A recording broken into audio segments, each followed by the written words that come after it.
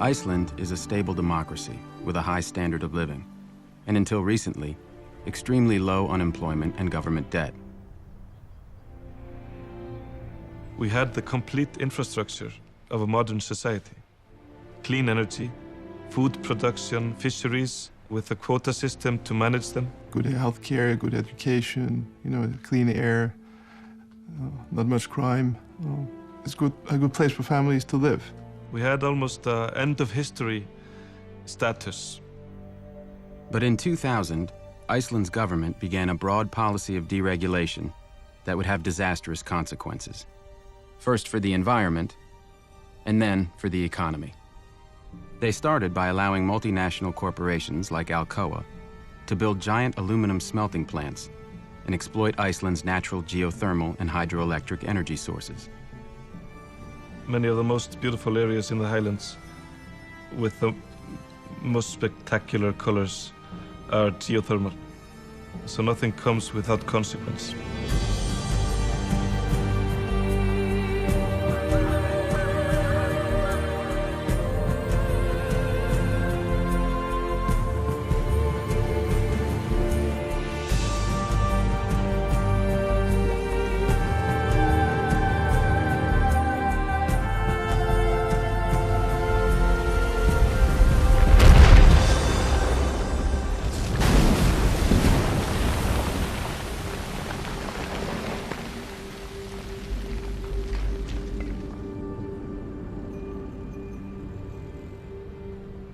At the same time, the government privatized Iceland's 3 largest banks.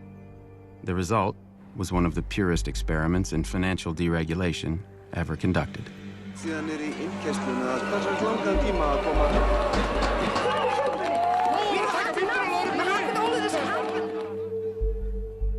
Finance took over and more or less wrecked the place. In a 5-year period, these 3 tiny banks, which had never operated outside of Iceland, borrowed $120 billion, 10 times the size of Iceland's economy. The bankers showered money on themselves, each other, and their friends. There was a massive bubble. Stock prices went up by a factor of 9. House prices more than doubled. Iceland's bubble gave rise to people like Jan Asgeir Jóhannesson. He borrowed billions from the banks to buy up high-end retail businesses in London. He also bought a pinstriped private jet, a $40 million yacht, and a Manhattan penthouse. Newspapers always had the headline, "This millionaire bought this company," in the UK or in Finland or in France or wherever. Instead of saying, "This millionaire took $1 billion loan to buy this company and he took it from your local bank." The banks set up money market funds, and the banks advised deposit holders to withdraw money and put them in the money market funds. The Ponzi scheme needed everything it could. American accounting firms like KPMG audited the Icelandic banks and investment firms and found nothing wrong. And American credit rating agencies said Iceland was wonderful. In February 2007, the rating agency decided to upgrade the banks to the highest possible rate, AAA. It went so far as the government here traveling with the bankers as a PR show. When Iceland's banks collapsed at the end of 2008, unemployment tripled in 6 months. There is nobody unaffected in Iceland.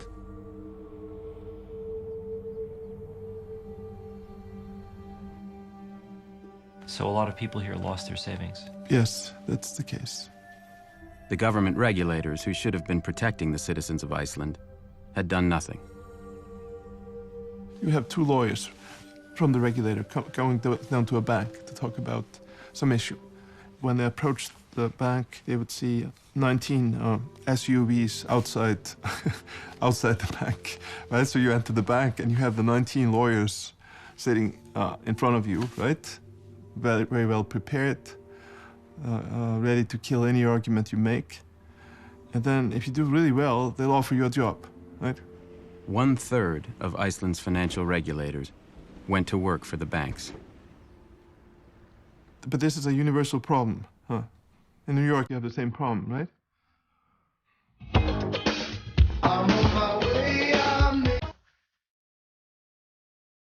What do you think of Wall Street incomes these days?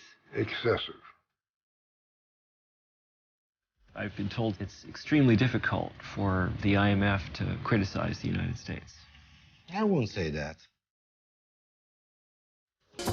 We deeply regret our breaches of U.S. law. They're amazed at how much cocaine these Wall Streeters can use and get up and go to work the next day. I didn't know what credit default swaps are. I'm a little bit old-fashioned. Has Larry Summers ever expressed remorse? I don't hear confessions. The government's just writing checks. That's Plan A, that's Plan B, and that's Plan C. Would you support legal controls on executive pay? I would not. Are you comfortable with the level of compensation in the financial services industry? If they've earned it, then yes, I am. Do you think they've earned it? I think they've earned it. And so you've helped these people blow the world up. Oh, you could say that. They were having massive private gains at public loss. When you start thinking that you can create something out of nothing, it's very difficult to resist. I'm concerned that a lot of people want to go back to the old way, the way they were operating prior to the crisis. I was getting a lot of anonymous emails from bankers saying, you can't quote me, but I'm really concerned. Why do you think there isn't a more systematic investigation being undertaken? Because then you'll find the culprits. Do you think that Columbia Business School has any significant conflict of interest problem? I don't see that we do. The regulators didn't do their job. They had the power to do every case that I made when I was state attorney general. They just didn't want to.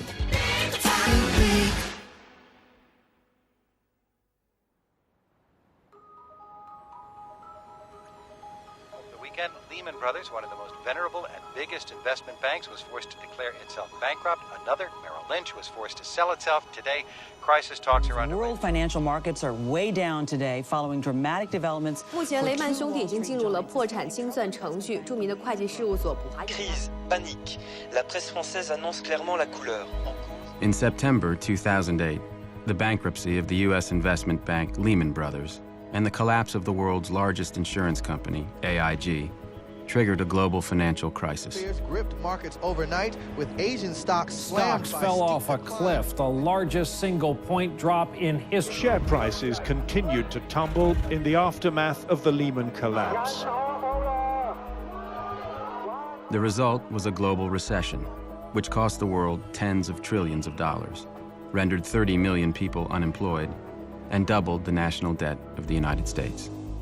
If you look at the cost of it, destruction of equity wealth, of housing wealth, the destruction of income, of jobs, 15 million people globally could end up below the poverty line again. This is just a hugely expensive crisis. This crisis was not an accident. It was caused by an out-of-control industry. Since the 1980s, the rise of the U.S. financial sector has led to a series of increasingly severe financial crises. Each crisis has caused more damage, while the industry has made more and more money.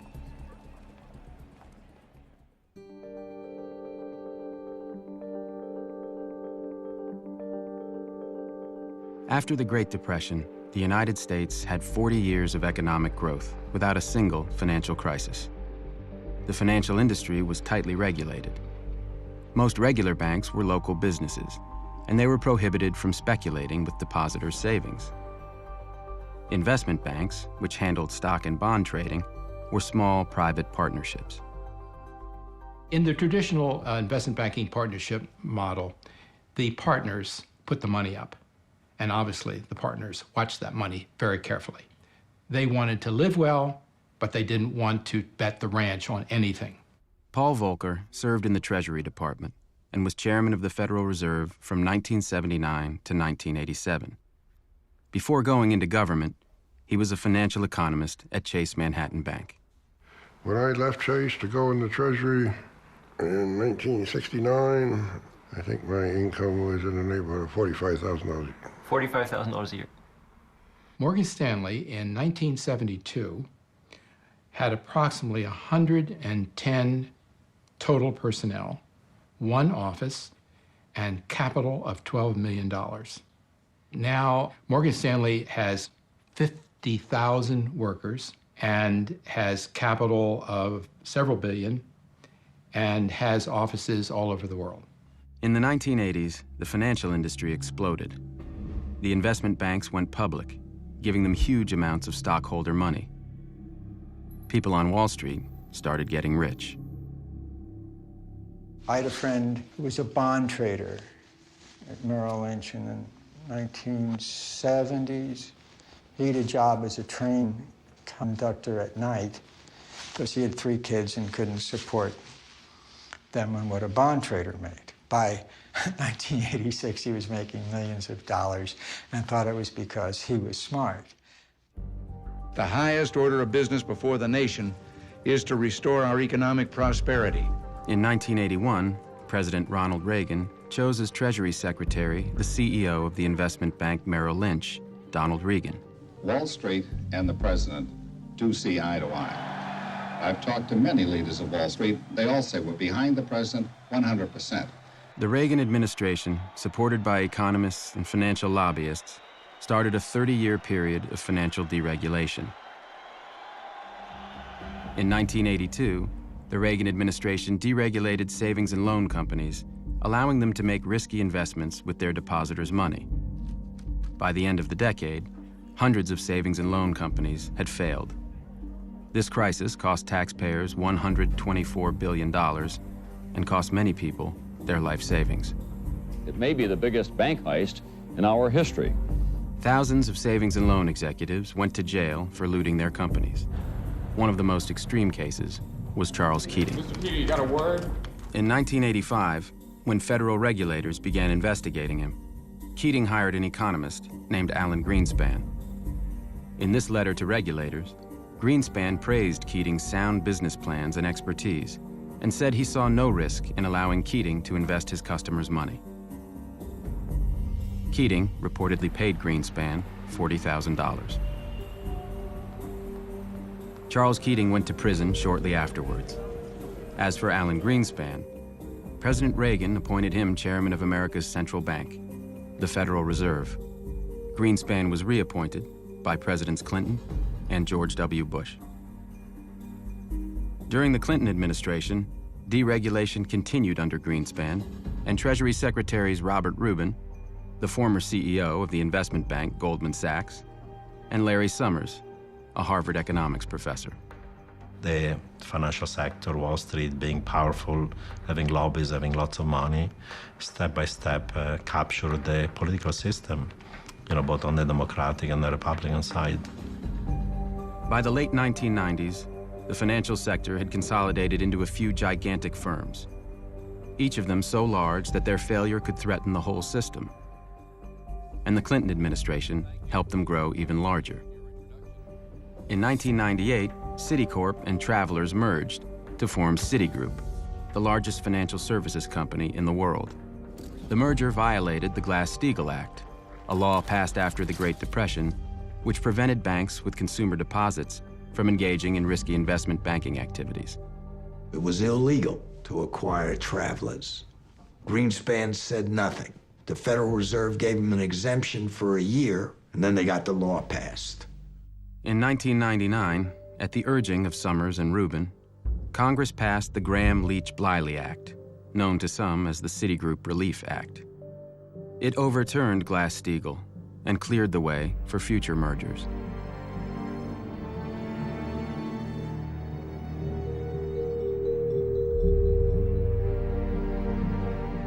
Why do you have big banks? Well, because banks like monopoly power, because banks like lobbying power, because banks know that when they're too big, they will be bailed.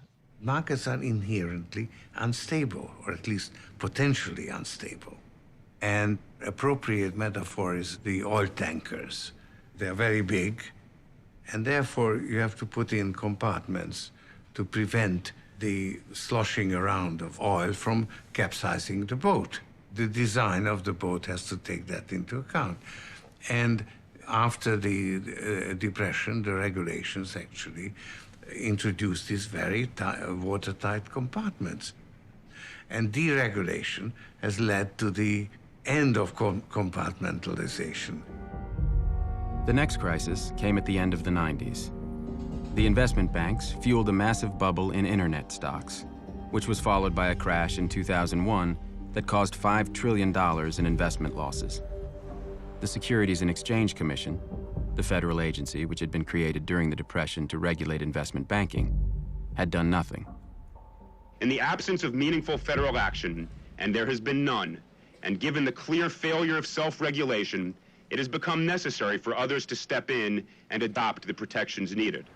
Eliot Spitzer's investigation revealed that the investment banks had promoted internet companies they knew would fail. Stock analysts were being paid based on how much business they brought in, and what they said publicly was quite different from what they said privately. Infospace, given the highest possible rating, dismissed by an analyst as a piece of junk. Excite, also highly rated, called such a piece of crap. The defense that was proffered by many of the investment banks was not, you're wrong. It was, everybody's doing it and everybody knows it's going on, and therefore nobody should rely on these analysts anyway. In December 2002, 10 investment banks settled the case for a total of $1.4 billion and promised to change their ways. Scott Talbot is the chief lobbyist for the Financial Services Roundtable, one of the most powerful groups in Washington, which represents nearly all of the world's largest financial companies. Are you comfortable with the fact that several of your member companies have engaged in large-scale criminal activity? You'll have to be specific. Okay. First of all, criminal activity shouldn't be accepted. Since deregulation began, the world's biggest financial firms have been caught laundering money, defrauding customers, and cooking their books again and again and again. Credit Suisse helped funnel money for Iran's nuclear program and for the Aerospace Industries Organization of Iran, which builds ballistic missiles. Any information that would identify it as Iranian would be removed. The bank was fined $536 million. Citibank helped funnel $100 million of drug money out of Mexico. Did you comment that she should, quote, lose any documents connected with the account? I said that in a kidding manner. It was at the early stages of this. I did not mean it seriously. Between 1998 and 2003, Fannie Mae overstated its earnings by more than $10 billion. These accounting standards are highly complex and require determinations over which experts often disagree. CEO Franklin Raines, who used to be President Clinton's budget director, received over $52 million in bonuses. When UBS was caught helping wealthy Americans evade taxes, they refused to cooperate with the U.S. government. Would you be willing to supply the names? If there's a treaty framework... No treaty framework. You've agreed you participated in a fraud. But while the companies face unprecedented fines, the investment firms do not have to admit any wrongdoing. When you're this large and you're dealing with this many products and this many customers, mistakes happen. The financial services industry seems to have a level of criminality that is, somewhat distinctive. When was the last time that Cisco or Intel or Google or Apple or IBM, I totally agree with you about high-tech versus financial services, but high-tech... So how come? High-tech is a fundamentally creative business where the value generation and the income derives from actually creating something new and different. Beginning in the 1990s, deregulation and advances in technology led to an explosion of complex financial products called derivatives. Economists and bankers claimed they made markets safer, but instead, they made them unstable. Since the end of the Cold War, a lot of former physicists, mathematicians decided to apply their skills not on Cold War technology, but on financial markets. And together with investment bankers and hedge funds. Creating different weapons. Absolutely. As Warren Buffett said, weapons of mass destruction.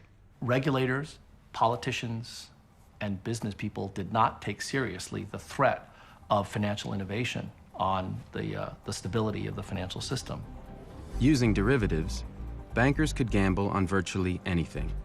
They could bet on the rise or fall of oil prices, the bankruptcy of a company, even the weather. By the late 1990s, derivatives were a $50 trillion unregulated market. In 1998, someone tried to regulate them. Brooksley Born graduated first in her class at Stanford Law School and was the first woman to edit a major law review. After running the derivatives practice at Arnold & Porter, Born was appointed by President Clinton to chair the Commodity Futures Trading Commission, which oversaw the derivatives market. Brooksley Born asked me if I would come work with her. We decided that this was a serious, potentially destabilizing market. In May of 1998, the CFTC issued a proposal to regulate derivatives. Clinton's Treasury Department had an immediate response. I happened to go into Brooksley's office, and she was just putting down the receiver on her telephone, and the blood had drained from her face. And she looked at me and said, "That was Larry Summers. He had 13 bankers in his office." He conveyed it in a very bullying fashion, sort of directing her to stop. The banks were now heavily reliant for earnings on these types of activities. And that led to a titanic battle to prevent this set of instruments from being regulated.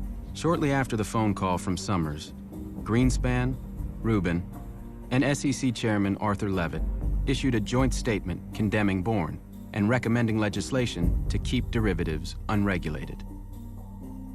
Regulation of derivatives transactions that are privately negotiated by professionals is unnecessary. She was overruled, unfortunately, first by the Clinton administration and then by the Congress. In 2000, Senator Phil Gramm took a major role in getting a bill passed that pretty much exempted derivatives from regulation. They are unifying markets, they're reducing regulatory burden. I believe that we need to do it.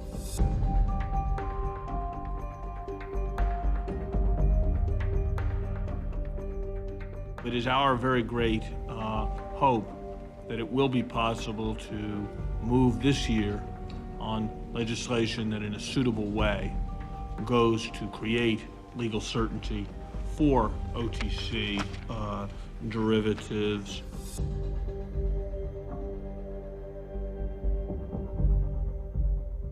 I wish to associate myself with all of the remarks of Secretary Summers. In December of 2000, Congress passed the Commodity Futures Modernization Act. Written with the help of financial industry lobbyists, it banned the regulation of derivatives. Once that was done, it was off to the races. And the use of derivatives and financial innovation exploded dramatically after 2000. So help me God. So help me God. By the time George W. Bush took office in 2001, the U.S. financial sector was vastly more profitable, concentrated, and powerful than ever before. Dominating this industry were 5 investment banks, 2 financial conglomerates, 3 securities insurance companies, and 3 rating agencies. And linking them all together was the securitization food chain, a new system which connected trillions of dollars in mortgages and other loans with investors all over the world. 30 years ago, if you went to get a loan for a home, the person lending you the money expected you to pay him or her back. You got a loan from a lender who wanted you to pay him back. We've since developed securitization, whereby the people who make the loan are no longer at risk if there's a failure to repay. In the old system, when a homeowner paid their mortgage every month, the money went to their local lender.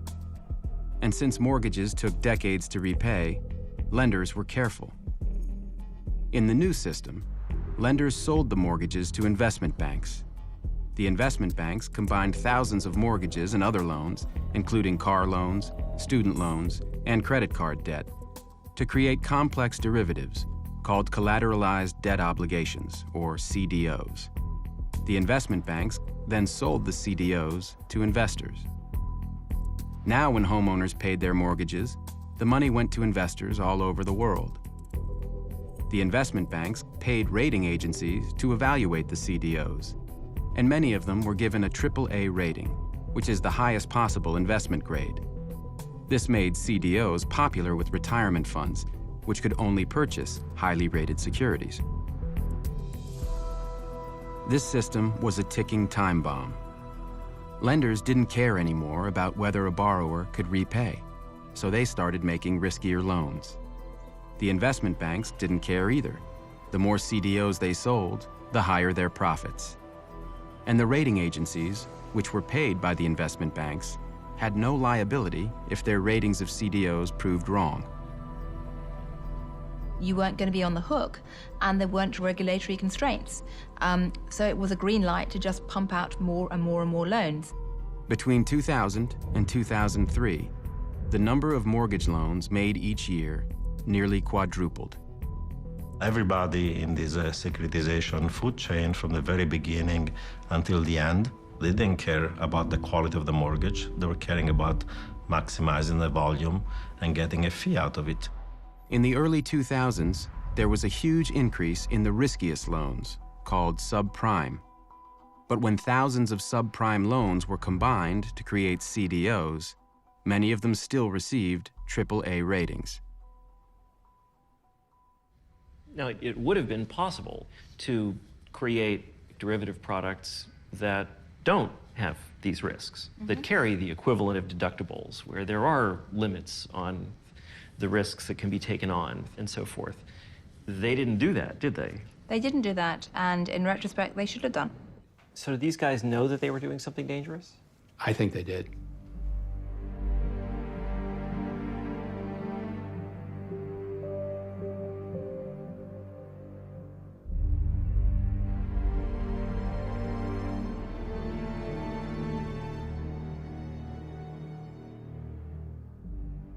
All the incentives that the financial institutions offered to their mortgage brokers were based on selling the most profitable products, which were predatory loans. If the banker makes more money if they put you in a subprime loan, that's where they're gonna put you.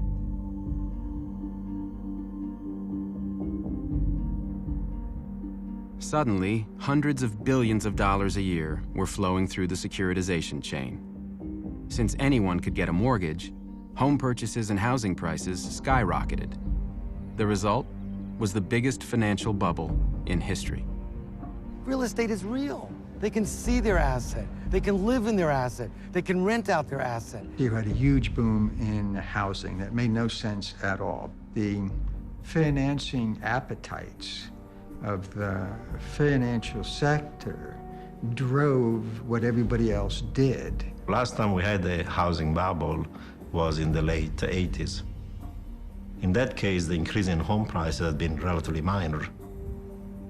That housing bubble led to a relatively severe recession. From 1996 until 2006, real home prices effectively doubled.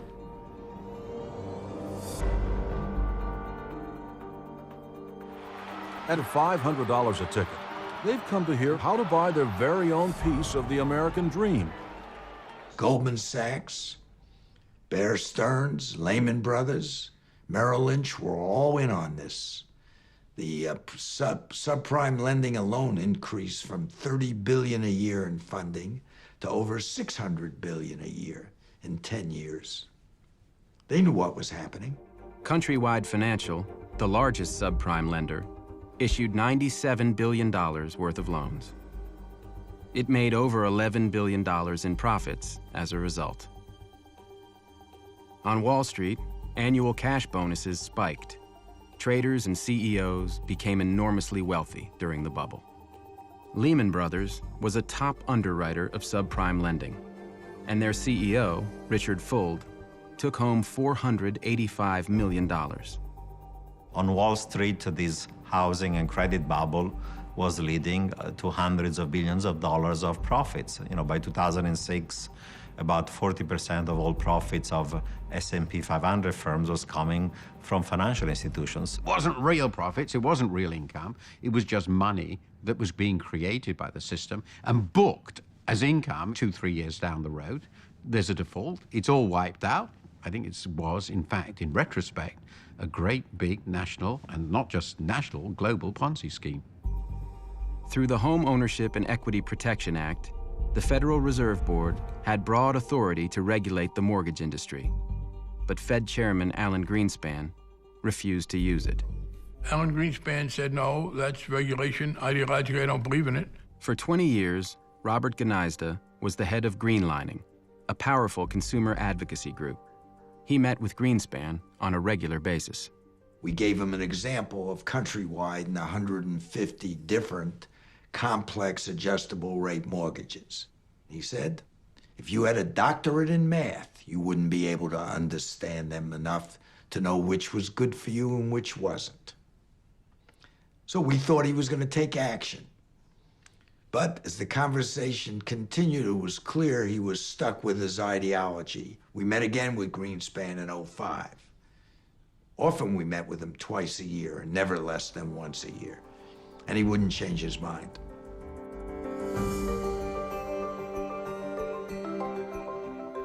In this amazing world of instant global communications, the free and efficient movement of capital is helping to create the greatest prosperity in human history.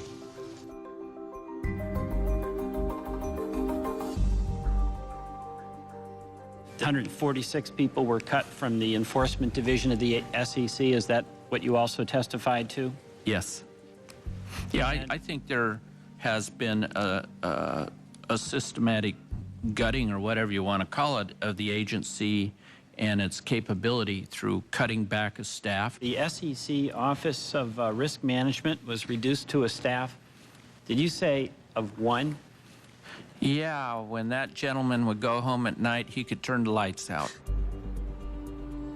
During the bubble, the investment banks were borrowing heavily to buy more loans and create more CDOs. The ratio between borrowed money and the bank's own money was called leverage. The more the banks borrowed, the higher their leverage. In 2004, Henry Paulson, the CEO of Goldman Sachs, helped lobby the Securities and Exchange Commission to relax limits on leverage, allowing the banks to sharply increase their borrowing. The SEC somehow decided to let investment banks gamble a lot more. That was nuts. I don't know why they did that, but they did that.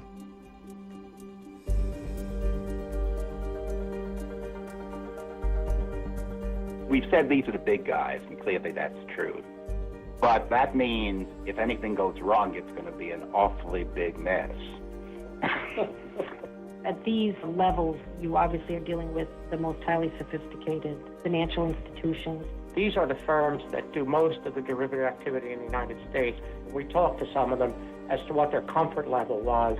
The firms actually thought that the number was appropriate. The commissioners vote to adopt the rule amendments and new rules as recommended by the staff. Yes. Yes. We do indeed. Unanimous, and we are adjourned. The degree of leverage in the financial system became absolutely frightening. Investment banks leveraging up to the level of 33 to 1, which means that a tiny 3% decrease in the value of their asset base would leave them insolvent. There was another ticking time bomb in the financial system. AIG, the world's largest insurance company, was selling huge quantities of derivatives called credit default swaps. For investors who owned CDOs, credit default swaps worked like an insurance policy. An investor who purchased a credit default swap paid AIG a quarterly premium. If the CDO went bad, AIG promised to pay the investor for their losses. But unlike regular insurance, speculators could also buy credit default swaps from AIG in order to bet against CDOs they didn't own. In insurance, you can only insure something you own. Let's say you and I own property. I own a house. I can only insure that house once. The derivatives universe essentially enables anybody to actually insure that house. So you could insure that, somebody else could do that, so 50 people might insure my house. So what happens is, if my house burns down, now the number of losses in the system becomes proportionately larger. Since credit default swaps were unregulated, AIG didn't have to put aside any money to cover potential losses. Instead, AIG paid its employees huge cash bonuses as soon as contracts were signed. But if the CDOs later went bad, AIG would be on the hook. People are essentially being rewarded for taking massive risks in good times that generate short-term revenues and profits and therefore bonuses, but that's going to lead to the firm to be bankrupt over time. That's a totally distorted system of compensation. AIG's Financial Products Division in London issued $500 billion worth of credit default swaps during the bubble, many of them for CDOs backed by subprime mortgages. The 400 employees at AIG FP made $3.5 billion between 2000 and 2007. Joseph Cassano, the head of AIG FP, personally made $315 million. It's hard for us, without being flippant, to even see a scenario within any kind of realm of reason that would see us losing $1 in any of those transactions. In 2007, AIG's auditors raised warnings. One of them, Joseph St. Denis, resigned in protest after Cassano repeatedly blocked him from investigating AIG FP's accounting. Let me tell you one person that didn't get a bonus while everybody else was getting bonuses. That was St. Denis, Mr. St. Denis, who tried to alert the two of you to the fact that you were running into big problems. He quit in frustration, and he didn't get a bonus. In 2005, Raghuram Rajan, then the chief economist of the International Monetary Fund, delivered a paper at the annual Jackson Hole Symposium, the most elite banking conference in the world. Who was in the audience? It was, I guess, the central bankers of the world, ranging from Mr. Greenspan himself, Ben Bernanke, Larry Summers was there, Tim Geithner was there. The title of the paper was essentially, "Is Financial Development Making the World Riskier?" And the conclusion was, it is. Rajan's paper focused on incentive structures that generated huge cash bonuses based on short-term profits, but which imposed no penalties for later losses. Rajan argued that these incentives encouraged bankers to take risks that might eventually destroy their own firms, or even the entire financial system. It's very easy to generate performance by taking on more risk. And so what you need to do is compensate for risk-adjusted performance. And that's where all the bodies are buried. Rajan, hit the nail on the head. What he particularly said was, you guys have claimed you found a way to make more profits with less risk. I say you found a way to make more profits with more risk, and there's a big difference. Summers was vocal.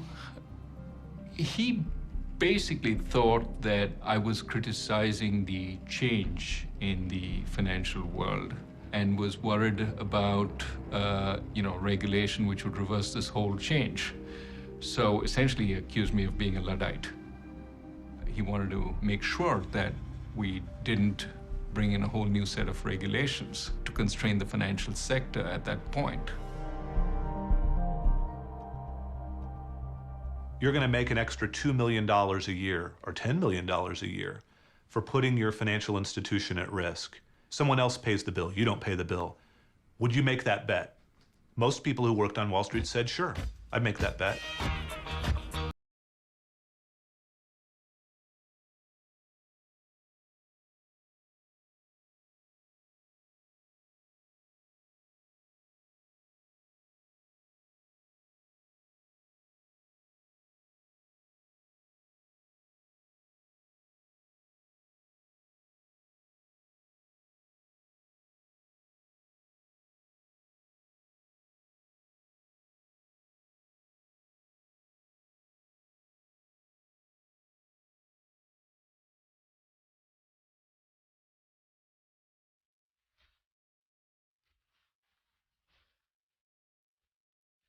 It never was enough.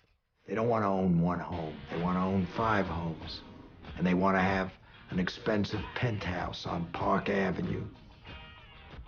And they want to have their own private jet. You think this is an industry where very high compensation levels are justified? Well, I think, yeah, I would take caution or take heed or take exception to your word very high. I mean, it's all relative. You have a $14 million oceanfront home in Florida. You have a summer vacation home in Sun Valley, Idaho. You and your wife have an art collection filled with million-dollar paintings. Richard Fuld never appeared on the trading floor. There were art advisors up there all the time. You know, he had his own private elevator. He went out of his way to be disconnected. I mean, his elevator, they hired technicians to program it, you know, so that his driver would call in the morning and a security guard would hold it. There's only like a 2 or 3 second window where he actually has to see people. And he hops into this elevator and goes straight to 31. Lehman owned a bunch of corporate jets. Do you know about this? Yes. How many were there? Well, there were 6, including the 767s. He also had a helicopter. I see. Isn't that kind of a lot of planes to have for? We're dealing with type A personalities, and type A personalities know everything in the world. Banking became a pissing contest. No, mine's bigger than yours, that kind of stuff. It was all men that ran it, incidentally. $50 billion deals were not large enough, so we do $100 billion deals. These people are risk takers, they're impulsive.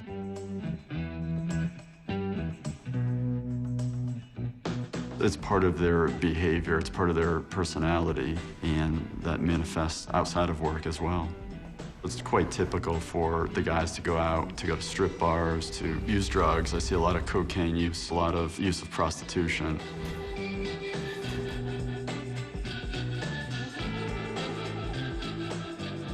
Recently, neuroscientists have done experiments where they've taken individuals and put them into an MRI machine, and they have them play a game where the prize is money. And they notice that when these subjects earn money, the part of the brain that gets stimulated is the same part that cocaine stimulates. A lot of people feel that they need to really participate in that behavior to make it, to get promoted, to get recognized. According to a Bloomberg article, business entertainment represents 5% of revenue for New York derivatives brokers and often includes strip clubs, prostitution, and drugs. A New York broker filed a lawsuit in 2007 against his firm, alleging he was required to retain prostitutes to entertain traders. There's just a blatant disregard for the impact that their actions might have on society, on family. They have no problem using a prostitute and going home to their wife.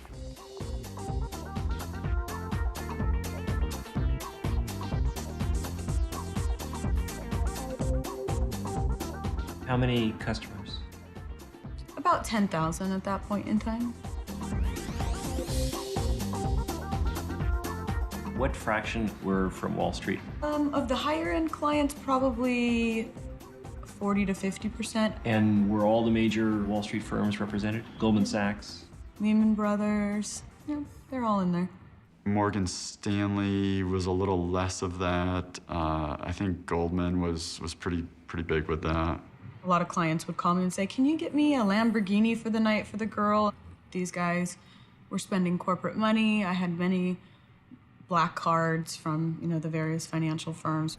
What's happening is services are being charged to computer repair.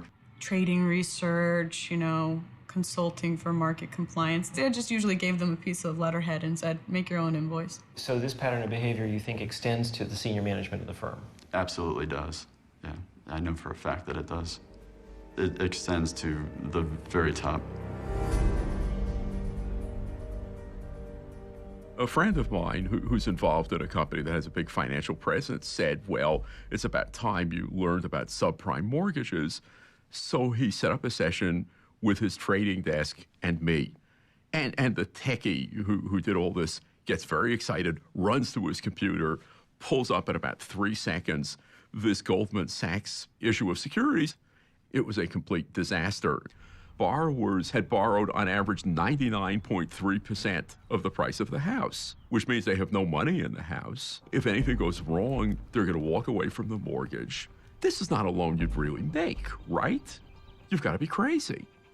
But somehow you took 8,000 of these loans, and by the time the guys were done at Goldman Sachs and the rating agencies, 2/3 of the loans were rated AAA, which meant they were rated as safe as government securities. It's utterly mad. Goldman Sachs sold at least $3.1 billion worth of these toxic CDOs in the first half of 2006. The CEO of Goldman Sachs at this time was Henry Paulson, the highest paid CEO on Wall Street.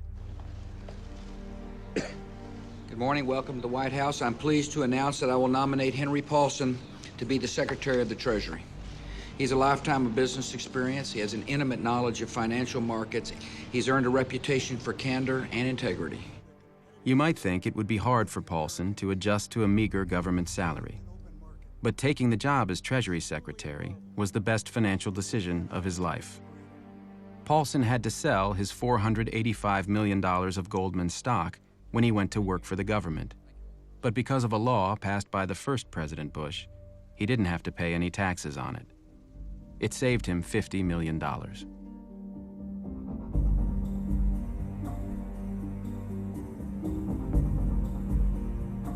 The article came out in October of 2007. Already a third of the mortgages defaulted. Now, most of them are gone. One group that had purchased these now worthless securities was the Public Employees Retirement System of Mississippi, which provides monthly benefits to over 80,000 retirees. They lost millions of dollars and are now suing Goldman Sachs.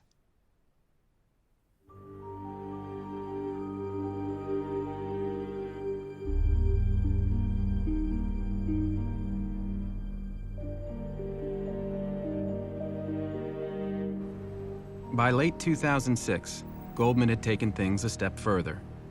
It didn't just sell toxic CDOs. It started actively betting against them at the same time it was telling customers that they were high-quality investments. By purchasing credit default swaps from AIG, Goldman could bet against CDOs it didn't own and get paid when the CDOs failed. I asked if anybody called the customers and said, you know, we don't really like this kind of mortgage anymore, and we thought you ought to know. And, you know, they didn't really say anything, but, you know, you could just feel the laughter coming over the phone. Goldman Sachs bought at least $22 billion of credit default swaps from AIG. It was so much that Goldman realized that AIG itself might go bankrupt. So they spent $150 million insuring themselves against AIG's potential collapse. Then, in 2007, Goldman went even further. They started selling CDOs specifically designed so that the more money their customers lost, the more money Goldman Sachs made.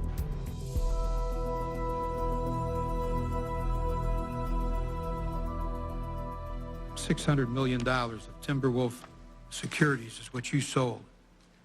Before you sold them, this is what your sales team were telling to each other. Boy, that Timberwolf was one shitty deal. This was an email to me in late June. Right. And you after sold the Timberwolf. transaction. No, you sold Timberwolf after as well. We did trades after that. Yeah, okay. The next email, take a look, July 107, tells the sales force the top priority is Timberwolf. Your top priority to sell is that shitty deal.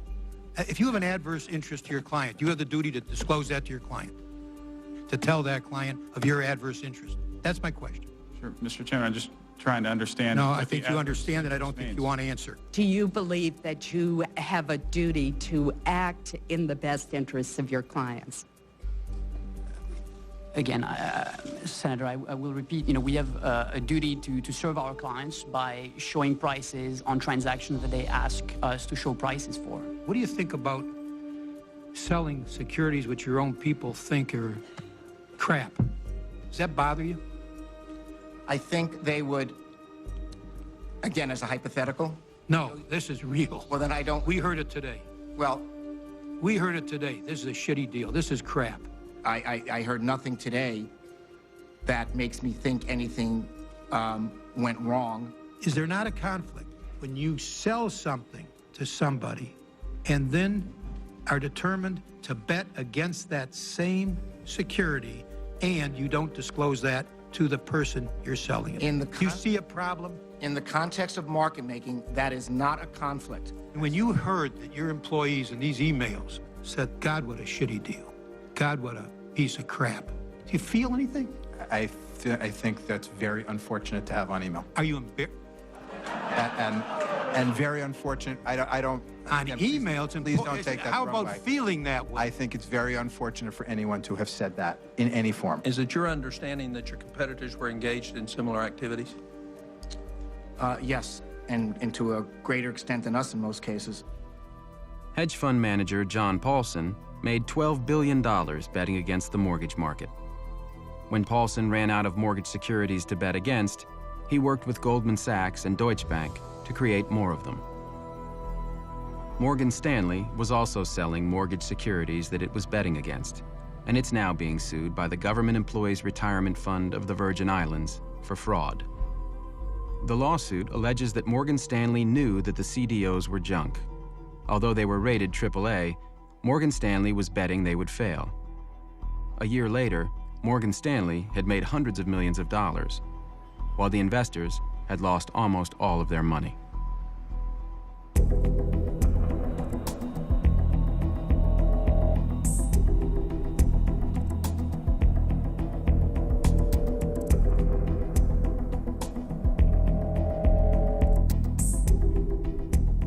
You would have thought that pension funds would have said, those are subprime. Why am I buying them?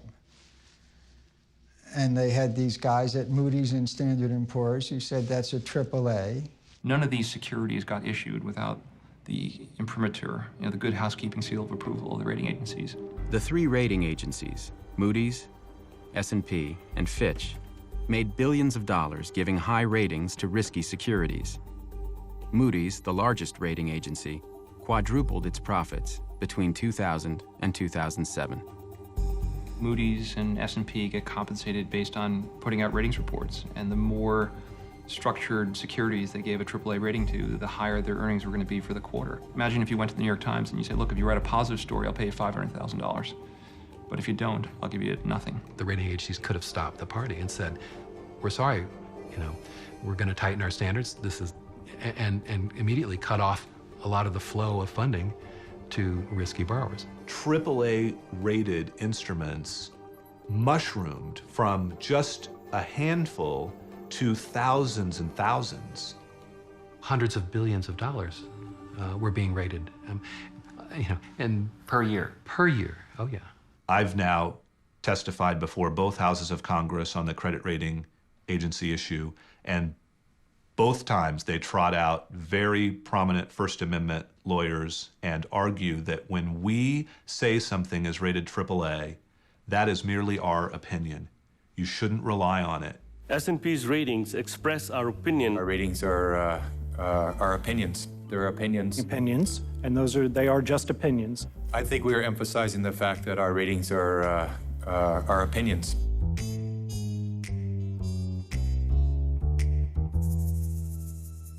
They do not speak to the market value of a security, the volatility of its price, or its suitability as an investment.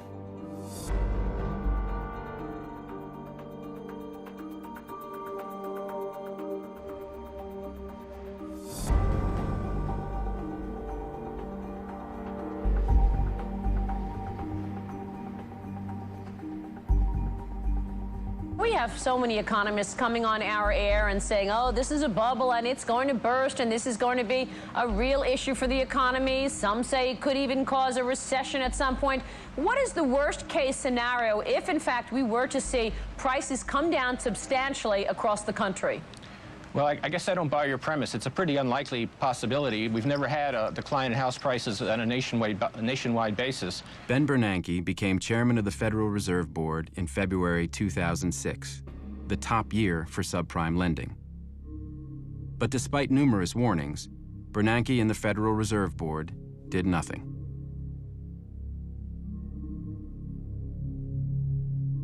Robert Gneizda met with Ben Bernanke and the Federal Reserve Board 3 times after Bernanke became chairman. Only at the last meeting did he suggest that there was a problem and that the government ought to look into it. When was that? What year? It's 2009, March 11th in D.C. This year? This year we met, yes. And so for the 2 previous years you met him, even in 2008? Yes. One of the 6 Federal Reserve Board governors serving under Bernanke was Frederick Mishkin, who was appointed by President Bush in 2006. Did you participate in these semi-annual meetings that Robert Gneizda and Greenlining had with the Federal Reserve Board? Yes, I did. I was actually on the committee that was involved with that, the Consumer and Community Affairs Committee. He warned in an extremely explicit manner about what was going on, and he came to the Federal Reserve Board with loan documentation of the kind of loans that were frequently being made, and he was listened to politely and nothing was done. Right. So I don't know the details in terms of in fact, I just don't, whatever information he provided, I'm not sure exactly, it's actually, to be honest with you, I can't remember this kind of discussion, but certainly there were issues that were coming up, but then the question is, how pervasive are they? Why didn't you try looking? I think that people did. We have people look. We had a whole group of people looking at this for whatever reason. You can't be serious. If you would have looked, you would have found things. You know, that's very, very easy to always say that you can always find it. As early as 2004, the FBI was already warning about an epidemic of mortgage fraud. They reported inflated appraisals, doctored loan documentation, and other fraudulent activity. In 2005, the IMF's chief economist, Raghuram Rajan, warned that dangerous incentives could lead to a crisis. Then came Nouriel Roubini's warnings in 2006, Alan Sloan's articles in Fortune magazine and the Washington Post in 2007, and repeated warnings from the IMF. I say that on behalf of the institution, the crisis which is in front of us is a huge crisis. Who did you talk to? The government, Treasury, Fed, everybody. In May of 2007, hedge fund manager Bill Ackman circulated a presentation called Who's Holding the Bag, which described how the bubble would unravel. And in early 2008, Charles Morris published his book about the impending crisis. You're just not sure, what do you do? And you might have some suspicions that underwriting standards are being weakened, but then the question is, should you do anything about it? By 2008, home foreclosures were skyrocketing, and the securitization food chain imploded. Lenders could no longer sell their loans to the investment banks, and as the loans went bad, dozens of lenders failed. Chuck Prince of Citibank famously said that we have to dance until the music stops. Actually, the music had stopped already when he said that. The market for CDOs collapsed, leaving the investment banks holding hundreds of billions of dollars in loans, CDOs, and real estate they couldn't sell. When the crisis started, both the Bush administration and the Federal Reserve were totally behind the curve. They did not understand the extent of it. At what point do you remember thinking for the first time, this is dangerous, this is bad? I remember very well I think it was a G7 meeting of February 2008, and I remember discussing the issue with Hank Paulson, and I clearly remember telling Hank, we are watching this tsunami coming, and you just proposing that we ask which swimming costume we're going to put on. What was his response? What was his feeling? Things are pretty much under control. Yes, we are looking at this situation carefully, and yeah, it's under control. We're going to keep growing, okay? And obviously, I'll say it: if you're growing, you're not in recession, right? I mean, we all know that.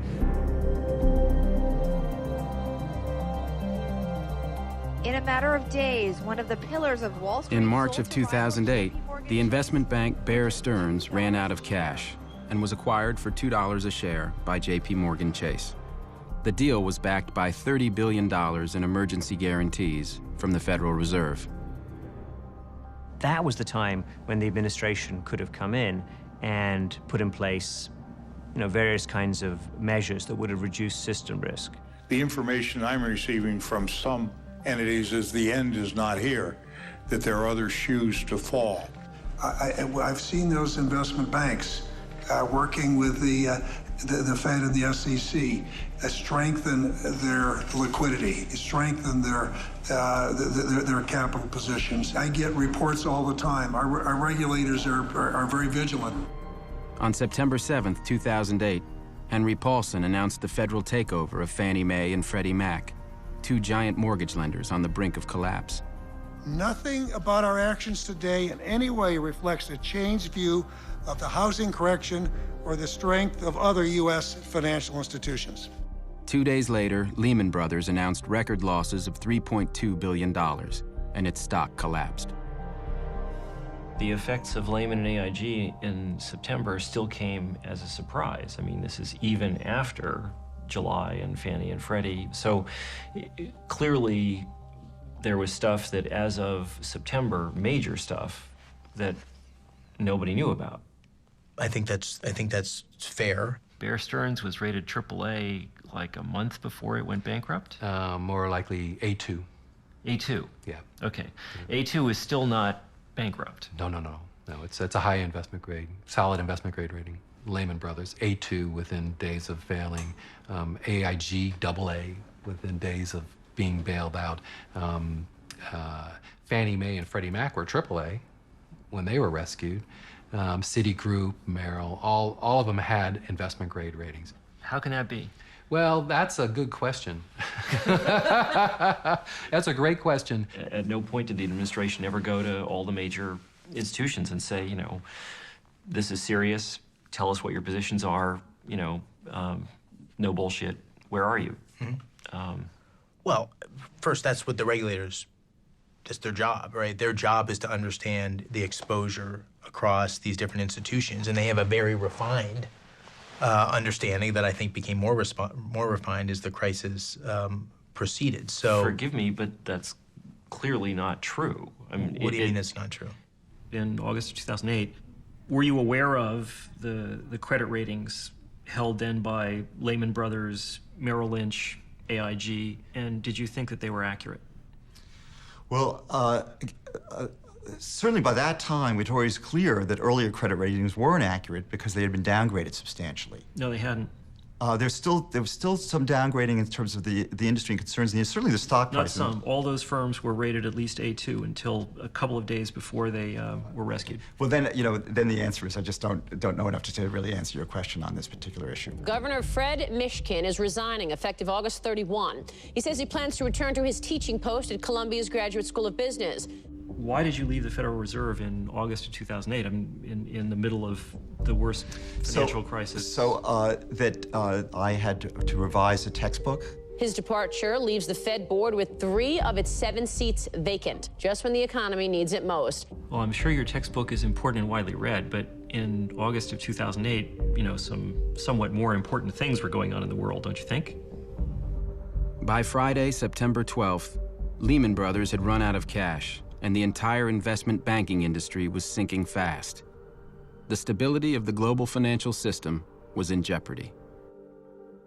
That weekend, Henry Paulson and Timothy Geithner, president of the New York Federal Reserve, called an emergency meeting with the CEOs of the major banks in an effort to rescue Lehman. But Lehman wasn't alone. Merrill Lynch, another major investment bank, was also on the brink of failure. And that Sunday, it was acquired by Bank of America. The only bank interested in buying Lehman was the British firm Barclays. But British regulators demanded a financial guarantee from the US government. Paulson refused.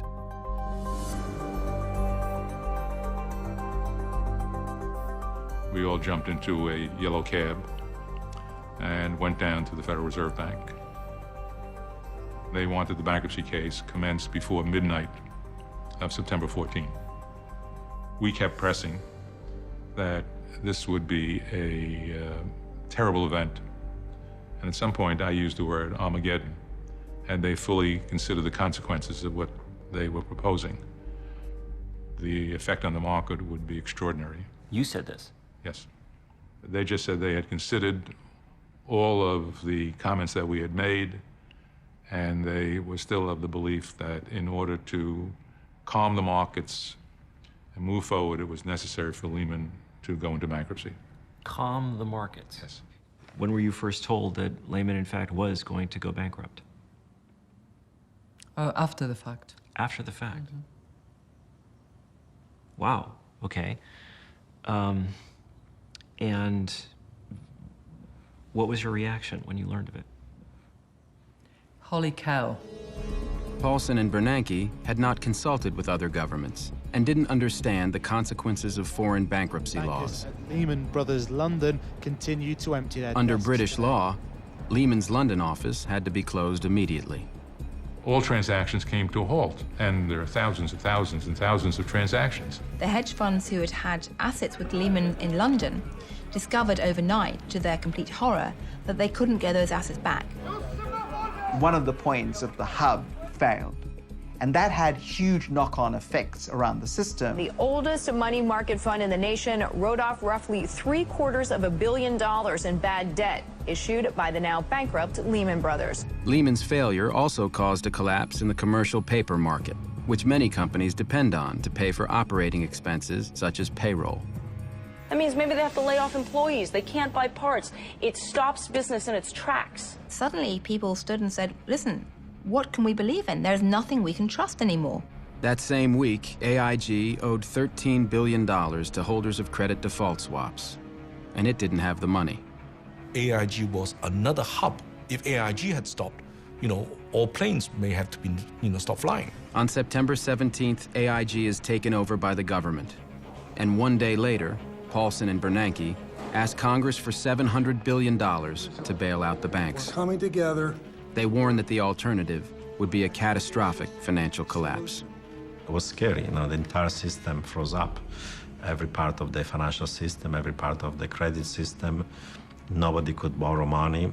There was like a cardiac arrest of the global financial system. I'm playing the hand that was dealt me. A lot of what I'm dealing with, I'm dealing with the consequences of things that were done often many years ago. Secretary Paulson spoke throughout the fall and all the potential root causes of this, and there are plenty. He called him.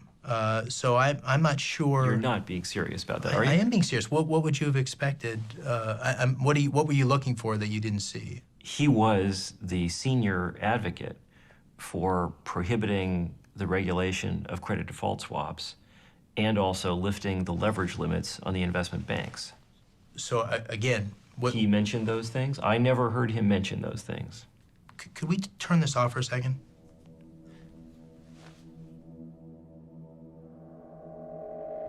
When AIG was bailed out, the owners of its credit default swaps, the most prominent of which was Goldman Sachs, were paid $61 billion the next day.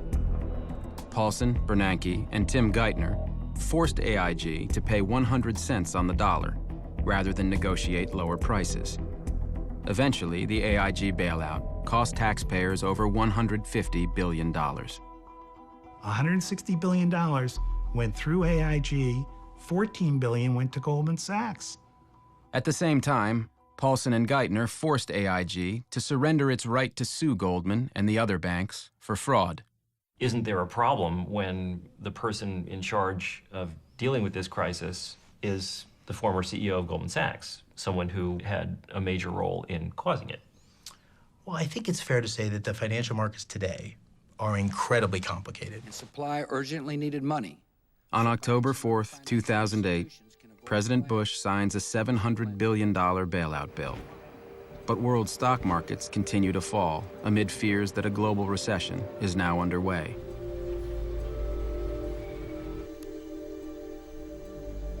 The bailout legislation does nothing to stem the tide of layoffs and foreclosures.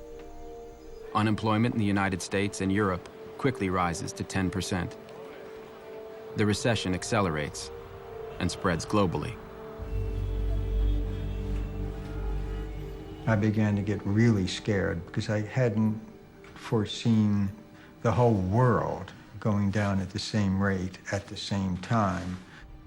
By December of 2008, General Motors and Chrysler are facing bankruptcy. And as U.S. consumers cut back on spending, Chinese manufacturers see sales plummet. over 10 million migrant workers in China lose their jobs. At the end of the day, the poorest, as always, pay the most.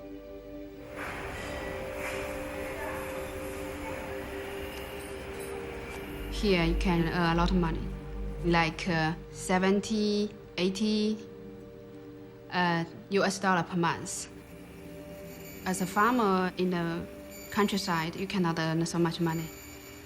The workers, they just wire the salary to their hometown to give them family. The crisis started in America. We all know it will be coming to China. Some factories try to cut off some workers. And some people get poor because they lose the job. The lives get harder.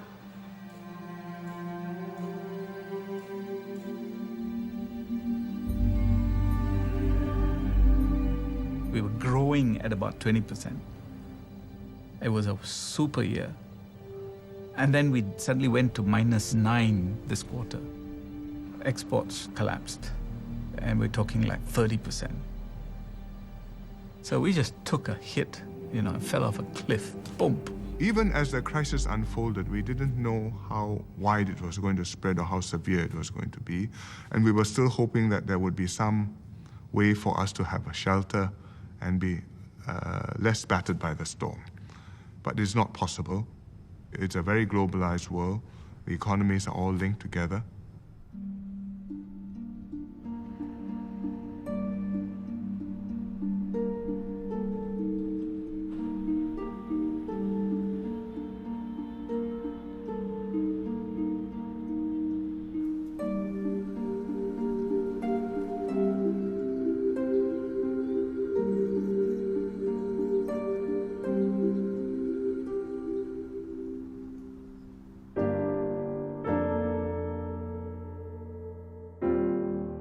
Every time a home goes into foreclosure, it affects everyone who lives around that house. Because when that property goes on the market, it's going to be sold at a lower price. Maybe before it goes on the market, it won't be well maintained. We estimate another 9 million homeowners will lose their homes.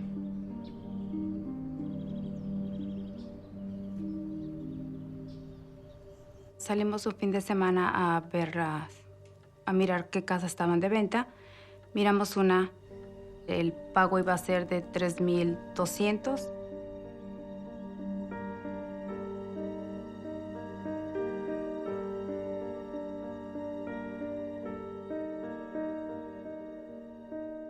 Muy bonita la casa, el pago bajo, todo era... Sacamos la lotería, pero la realidad fue cuando llegó el primer pago.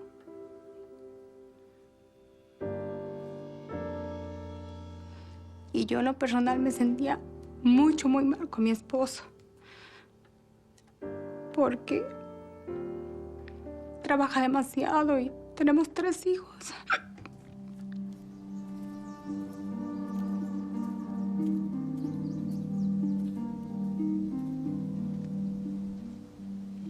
The vast majority I've seen lately, unfortunately, are people who've just been hurt by the economy. They were living, day to day, paycheck to paycheck, and unfortunately that ran out. And unemployment isn't going to pay a house mortgage. It's not going to pay a car bill. I was a log truck driver, and they shut down all the logging systems up there, shut down the sawmills and everything. So I moved down here on a construction job, and the construction job got shut down too. So things are so tough. There's a lot of people out there, and pretty soon you're going to be seeing more camps like this around because there's just no jobs right now.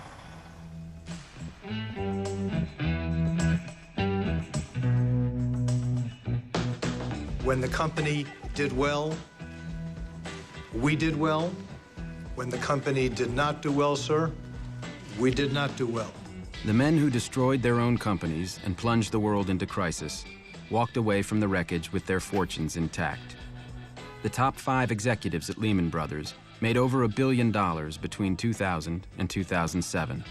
And when the firm went bankrupt, they got to keep all the money. The system worked. It doesn't make any sense for us to make a loan that's going to fail because we lose. They lose, the borrower loses, the community loses, and we lose. Countrywide CEO Angelo Mozillo made $470 million between 2003 and 2008. $140 million came from dumping his Countrywide stock in the 12 months before the company collapsed. Ultimately, I hold the board accountable when a business fails, because the board is responsible for hiring and firing the CEO and overseeing big strategic decisions. The problem with board composition in America is the way boards are elected. You know, the boards are pretty much, in many cases, picked by the CEO. The board of directors and the compensation committees are the two bodies best situated to determine the pay packages for executives. How do you think they've done over the past 10 years? Well, I think that if you look at those, I would give about a B. Because A B? A B, yes. Not an F? Not an F, not an F. Stan O'Neill, the CEO of Merrill Lynch, received $90 million in 2006 and 2007 alone. After driving his firm into the ground, Merrill Lynch's board of directors allowed him to resign, and he collected $161 million in severance. Instead of being fired, Stan O'Neill is allowed to resign and takes away $151 million. That's a decision that that board of directors made at that point. And what grade do you give that decision? That's a tougher one. I don't know if I would give that one a B as well. O'Neill's successor, John Thain, was paid $87 million in 2007. And in December of 2008, 2 months after Merrill was bailed out by U.S. taxpayers, Thain and Merrill's board handed out billions in bonuses.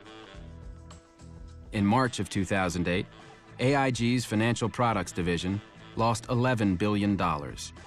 Instead of being fired, Joseph Cassano, the head of AIG FP, was kept on as a consultant for $1 million a month.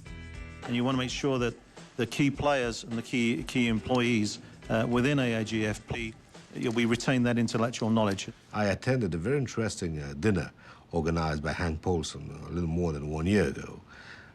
With some officials and a couple of CEOs from the biggest banks in the US. And surprisingly enough, all these gentlemen were arguing we were too greedy, so we have part of responsibility, fine.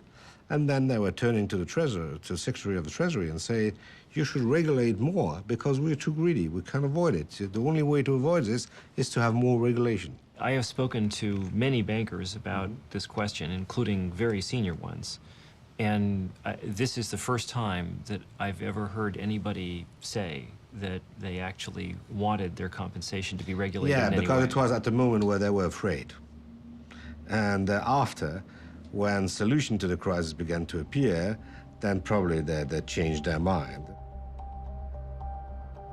In the US, the banks are now bigger, more powerful, and more concentrated than ever before. There are fewer competitors. A lot of smaller banks have been taken over by big ones. JP Morgan today is even bigger than it was before. JP Morgan took over first Bear Stearns and then WaMu. Bank of America took over Countrywide and Merrill Lynch. Wells Fargo took over Wachovia. After the crisis, the financial industry, including the Financial Services Roundtable, worked harder than ever to fight reform. The financial sector employs 3,000 lobbyists, more than 5 for each member of Congress. Do you think the financial services industry has excessive political influence in the United States? No. I think that every person in the country is represented here in Washington. And you think that all segments of American society have equal and fair access to the system? You can walk into any hearing room that you would like. Yes, I do. One can walk into any hearing room. One cannot necessarily write the kind of lobbying checks that your industry writes or engage in the level of political contributions that your industry engages in. Between 1998 and 2008, the financial industry spent over $5 billion on lobbying and campaign contributions. And since the crisis, they're spending even more money. The financial industry also exerts its influence in a more subtle way, one that most Americans don't know about. It has corrupted the study of economics itself. Deregulation had tremendous financial and intellectual support because people argued it for their own benefit. The economics profession was the main source of that illusion. Since the 1980s, academic economists have been major advocates of deregulation and played powerful roles in shaping U.S. government policy. Very few of these economic experts warned about the crisis. And even after the crisis, many of them opposed reform. The guys who taught these things tended to get paid a lot of money being consultants. Business school professors don't live on a faculty salary. They do very, very well.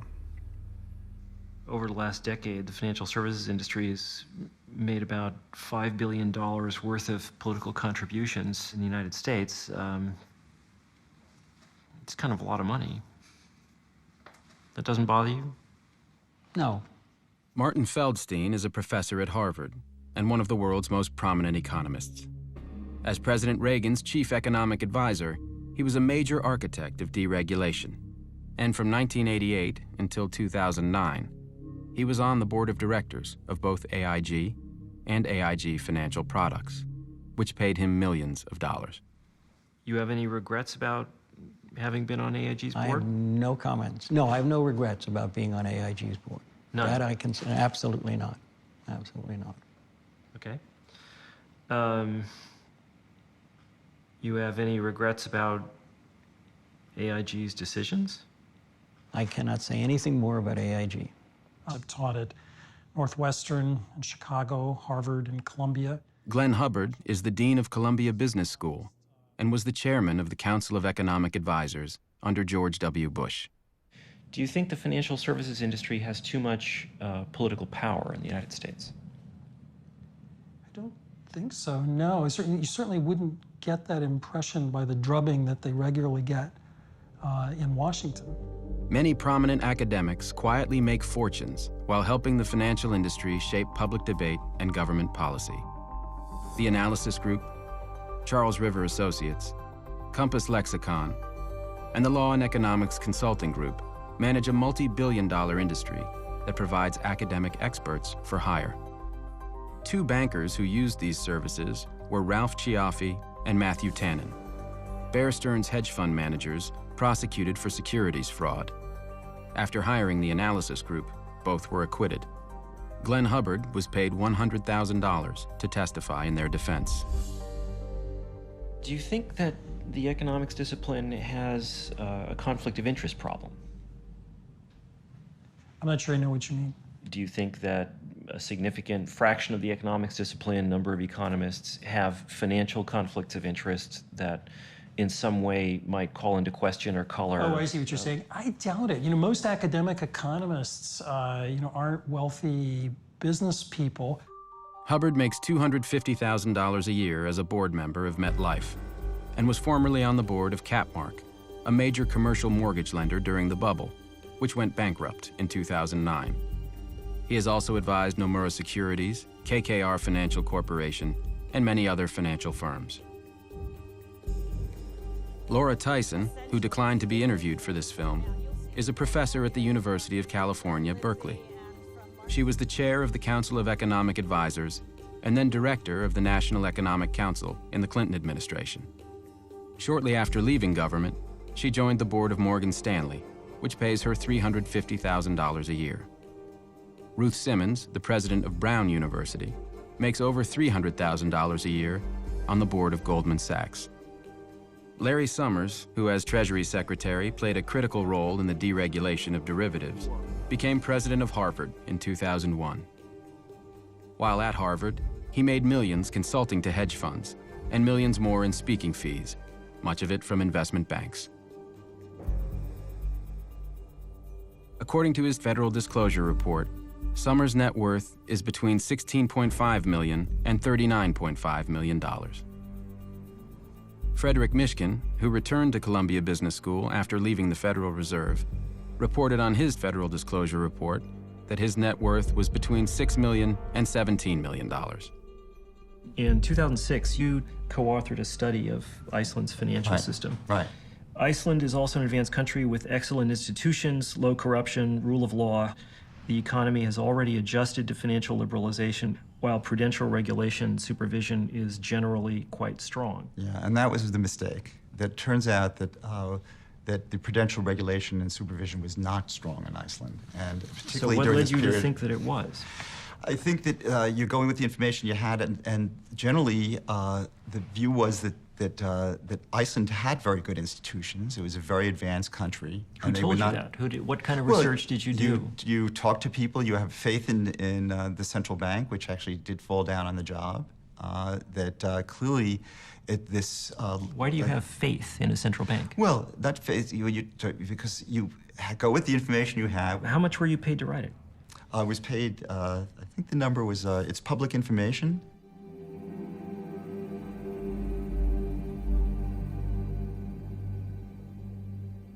On your CV, the title of this report has been changed from Financial Stability in Iceland to Financial Instability in Iceland.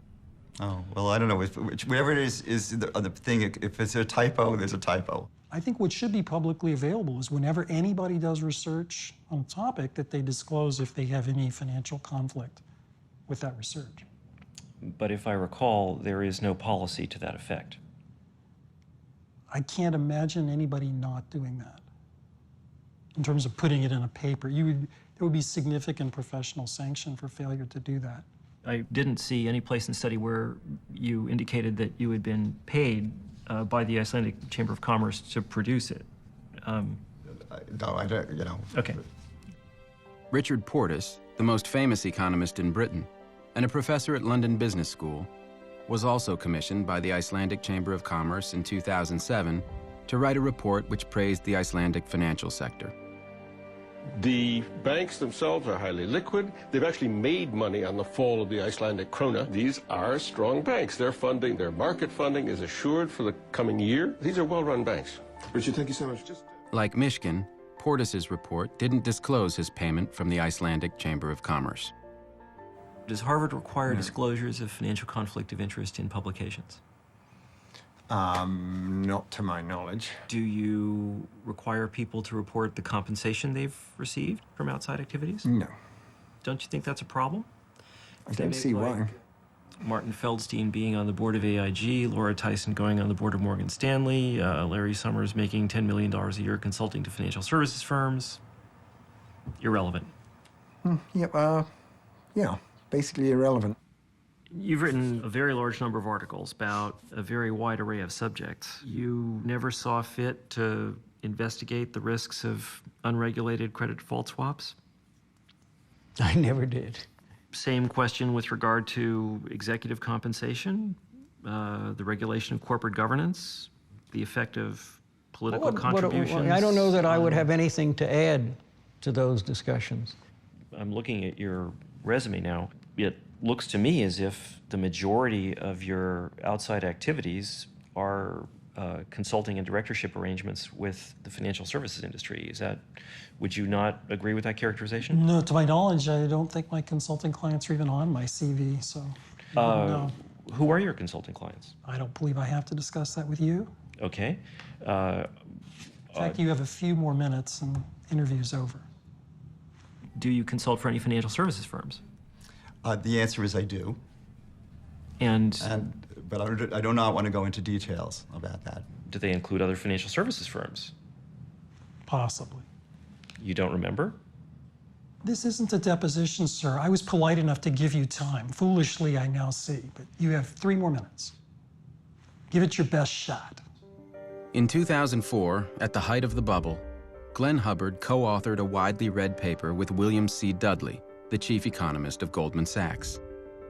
In the paper, Hubbard praised credit derivatives and the securitization chain, stating that they had improved allocation of capital and were enhancing financial stability. He cited reduced volatility in the economy and stated that recessions had become less frequent and milder. Credit derivatives were protecting banks against losses and helping to distribute risk.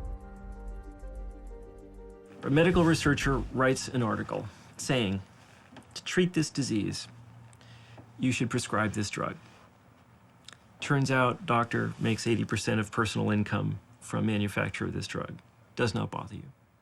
I think it's certainly important to disclose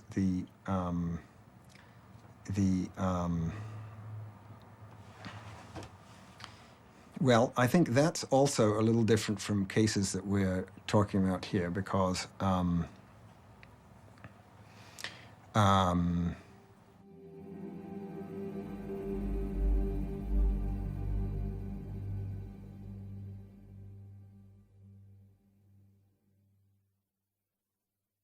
So, what do you think this says about the economics discipline? Well, I mean, it has no relevance to anything, really. And indeed, I think it's a part of the, it's an important part of the problem.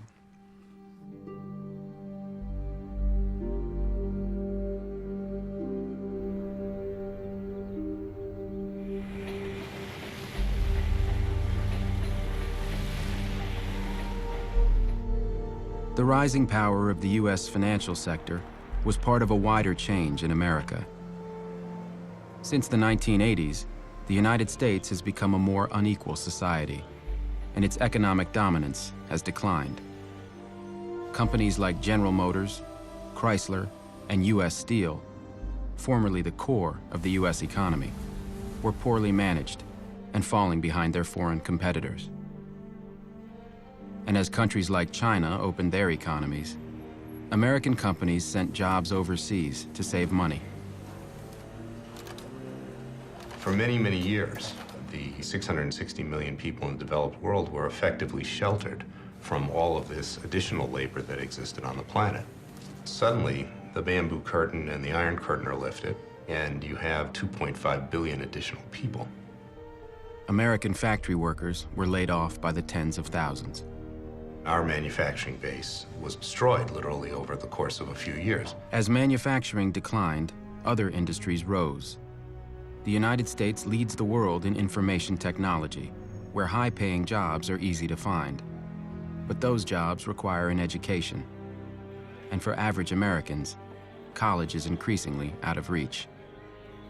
While top private universities like Harvard have billions of dollars in their endowments, funding for public universities is shrinking, and tuition is rising.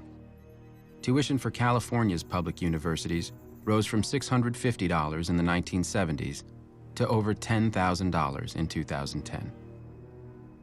Increasingly, the most important determinant of whether Americans go to college is whether they can find the money to pay for it. Meanwhile, American tax policy shifted to favor the wealthy. When I first came to office, I thought taxes were too high, and they were. The most dramatic change was a series of tax cuts designed by Glenn Hubbard, who at the time was serving as President Bush's chief economic advisor.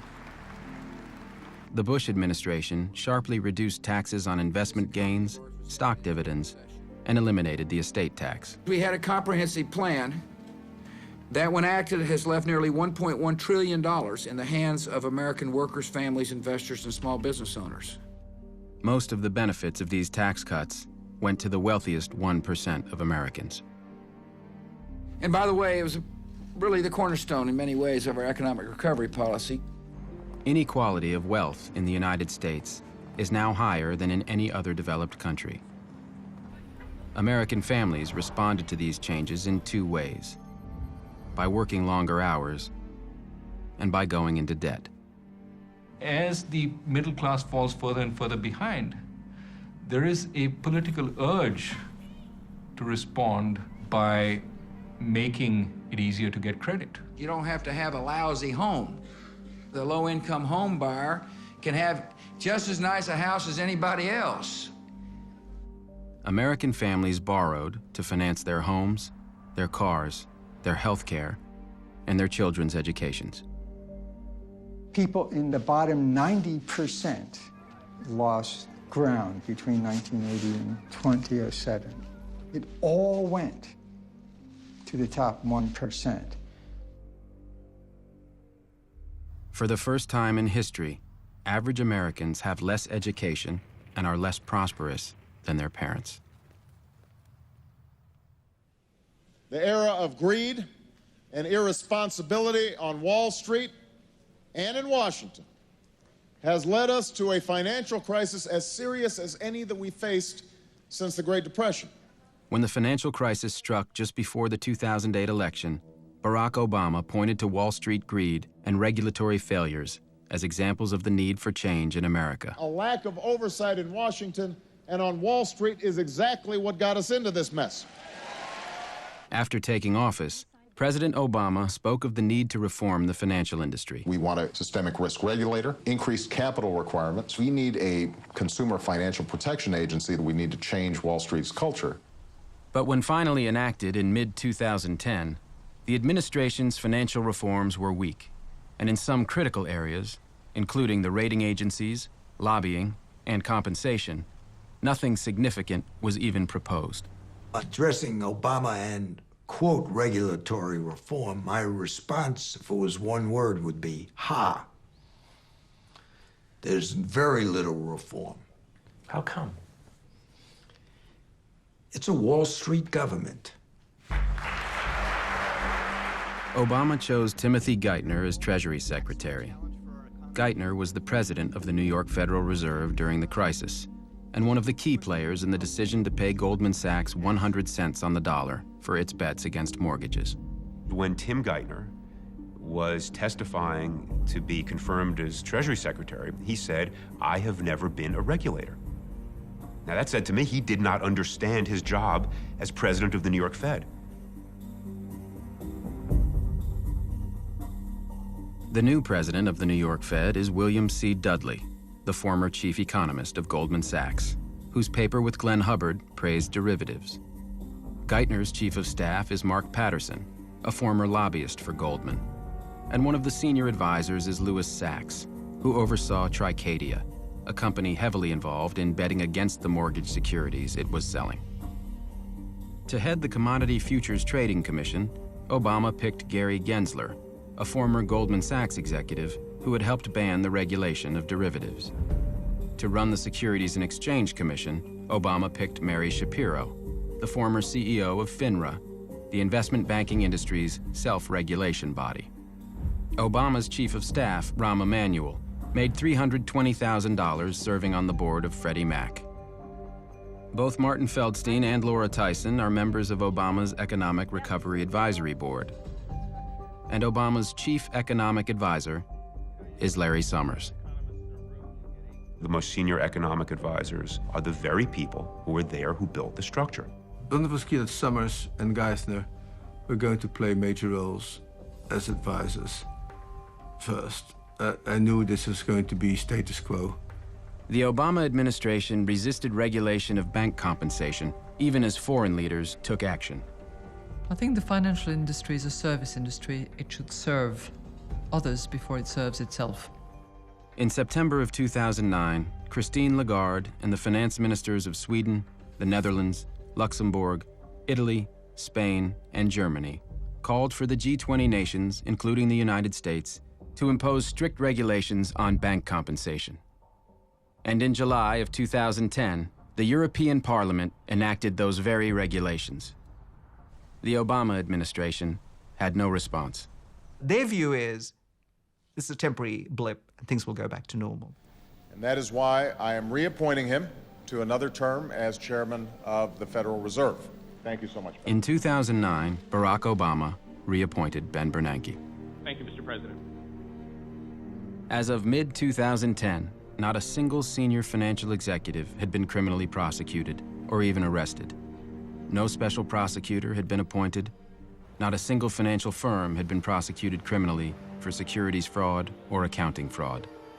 The Obama administration has made no attempt to recover any of the compensation given to financial executives during the bubble. I certainly would think of criminal action against some of Countrywide's top leaders like Mazzillo. I'd certainly look at Bear Stearns, Goldman Sachs, and Lehman Brothers, and Merrill Lynch. For criminal prosecutions? Yes. Yes. In regard They'd be to... very hard to win. But I think they could do it if they got enough underlings to tell the truth. In an industry in which drug use, prostitution, and fraudulent billing of prostitutes as a business expense occur on an industrial scale, it wouldn't be hard to make people talk if you really wanted to. They gave me a plea bargain and I took it. They were not interested in any of my records. They weren't interested in anything. They were not interested in your records. That's correct. That's correct. There's a sensibility that you don't use people's personal vices in the context of Wall Street cases necessarily to get them to flip. I think maybe it's after the cataclysms that we've been through, maybe people will reevaluate that. I'm not the one to pass judgment on that right now.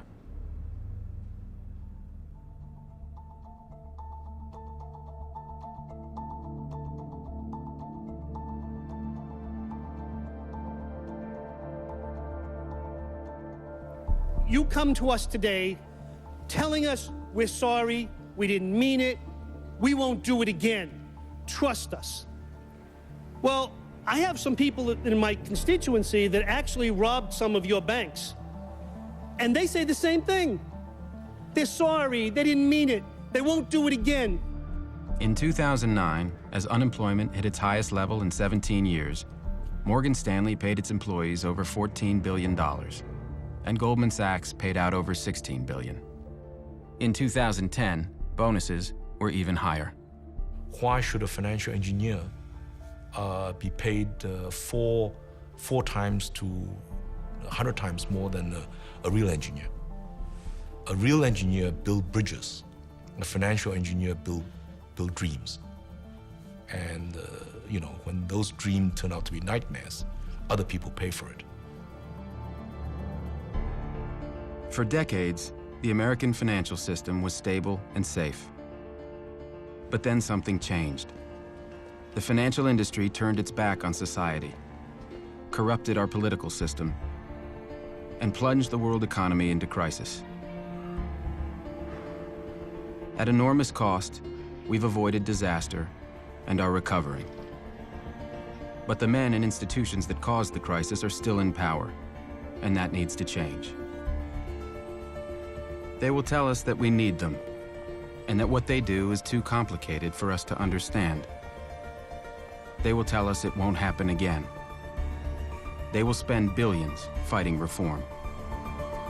It won't be easy. But some things are worth fighting for.